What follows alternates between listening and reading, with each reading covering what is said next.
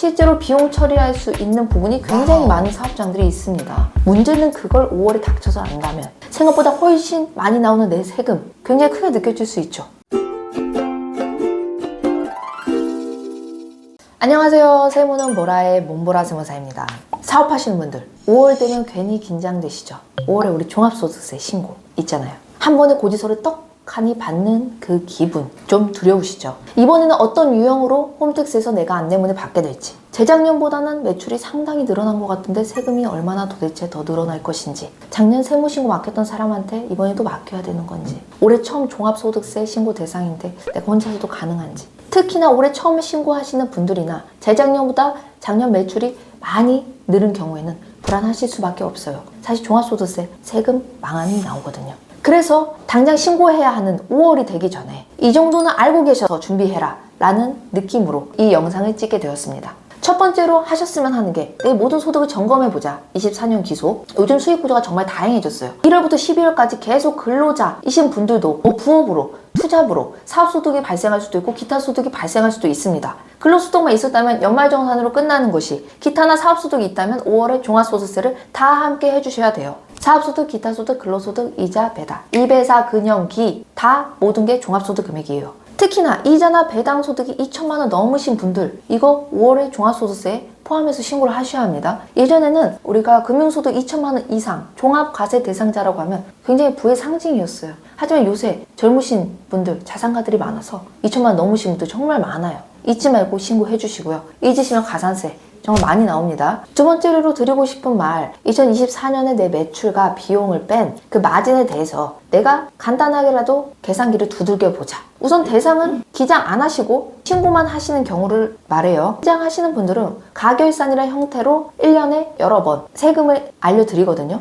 그렇기 때문에 이런 부분에 대해서는 다 알고 계십니다. 계산기 안 두들겨 보고 매년 세금이 이 정도 나왔는데 올해도 비슷하게 나오겠지, 조금 더 많이 나오면 그냥 내면 되겠지 라고 하시다가 진짜 많이 나오는 세금에 낭패를 볼 수가 있어요. 자금이 없거든요. 세금 내 돈이. 2024년 1년치 수익과 비용을 정리를 해보세요. 정확히는 아니더라도 대충 알고 계실 거예요. 사업자라면 1년에 2번 신고하는 부가가치세, 매출은 확정이 되셨을 거고 비용도 어느 정도는 알고 계실 거거든요. 요새 종합소득세 계산기라고 해서 인터넷 찾아보시면 많이 나와 있습니다. 내 매출이랑 비용 뺀 금액에서 기본공제로 하면 내 부양가족을 의미하는데 배우자나 미성년자 자제분들 계시면은 대략 150만 원에서 곱하기 2해서 300만 원, 나까지 포함해서 450만 원은 기본공제로 빠지고요. 그 금액에서 공제 감면 제외하고 그냥 산출세 곱하면은 대충 내 세금을 알 수가 있어요. 세금은요, 내는 순간보다 준비하는 과정에서 불안이 줄어듭니다. 그런데 세무사님, 지금 이거 계산해서 뭐예요? 24년도 이미 수익과 비용 확정이 됐는데 미리 알아서 내가 바뀔 수 있는 게 있어요? 있죠. 내가 판단할 시간을 갖고 어떻게 선택을 하냐에 따라서 세금이 달라질 수가 있어요. 부연설명을 더 드려볼게요. 우리 5월 초 안내문 받으시죠? 각자 납부형, S, A, E, F, G 이런 유형들을 받으실 거예요. 이 중에서 꽤나 많이 나오는 유형, 간편 장부이면서 기준 경비율 대상자를 설명을 해볼까요? 뭔 소린지 모르면 그냥 들으세요. 간편장부 대상이라는 건 장부 기장을 하긴 해야 돼요. 그런데 간편하게 하라는 거거든요. 간편장부의 반대말은 복식부기거든요. 복식부기는 법인 사업자처럼 기장을 해서 재무상태표까지 나오는 그런 개념이에요. 그의 반대인 간편장부는 가계부처럼 작성을 하라는 거예요. 간단해 보이지만 이것도 생각보다 쉽지 않습니다. 이 경우도 세무 대리인을 끼고 하시는 경우가 많고, 간편 장부 대상자이면서 기준 경비율이다. 기준 경비율이라는 건 장부 계상을 안 하고 내가 추계로 신고를 할 수 있다는 걸 의미해요. 장부를 계상을 하지 않고 기준 경비율로 계산을 할 수 있다는 걸 의미하거든요. 물론 기장을 안 한 가산세는 붙습니다.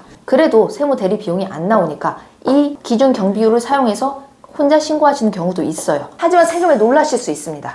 왜냐하면 기준 경비율은 법에서 정한 비율이기 때문에 많이 낮거든요. 예를 들어볼까요? 내가 수익 금액이 7천만 원이 서비스 업종을 영위하고 있습니다.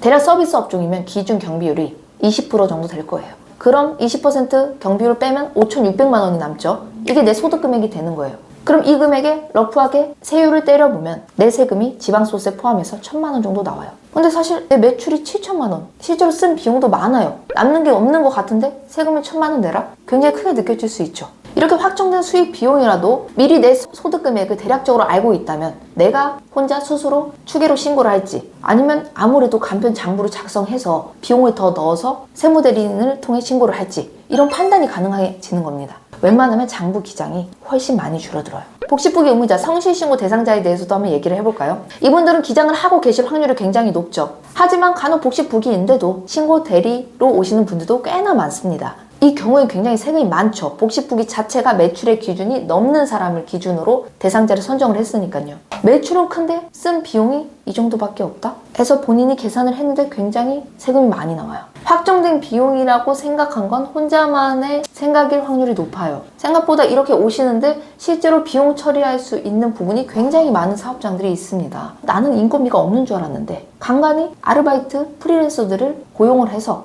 인건비가 나갔어요. 물론 인건비 경우에는 신고를 하셨어야 되죠. 또는 사업 관련 대출을 해서 이자 비용이 굉장히 많이 발생을 하고 있었어요. 뭐 경조사비 이런 것도 굉장히 많았고요. 신고를 안 하셨더라면 사실 가산세를 물고라도 이 부분을 인건비로 처리했을 때 소득세가 줄어드는 경우도 굉장히 많습니다. 제가 하고 싶은 말은 확정된 비용이라고 생각한 금액도 전문가의 눈으로 봤을 때 그 금액이 더 커질 수도 있다. 물론 적어질 수도 있어요. 내가 이 부분을 비용으로 공제를 받을 수 있을 줄 알았는데 알고 보니 비용으로 공제가 안 돼서 그러는 경우도 있습니다. 미리 내 기준으로 계산을 해서 알고 계셔야 세무대리인이 세금을 줄여주는 것도 눈에 보일 수 있는 거거든요. 작년 한 해 순이익이 높으셨던 분들 이번 종합소득세 굉장히 많이 나올 수 있습니다. 문제는 그걸 5월에 닥쳐서 안다면 생각보다 훨씬 많이 나오는 내 세금 당장에 자금마련이 어려울 수 있고 또 어떤 비용이 공제가 되는지 닥쳐서 생각하다 보면은 누락될 수 있다는 점 꼭 기억하시고요. 세금은 그때 가서보다 미리가 훨씬 이롭습니다. 오늘 영상이 여러분들의 5월을 조금 덜 무섭게 만들어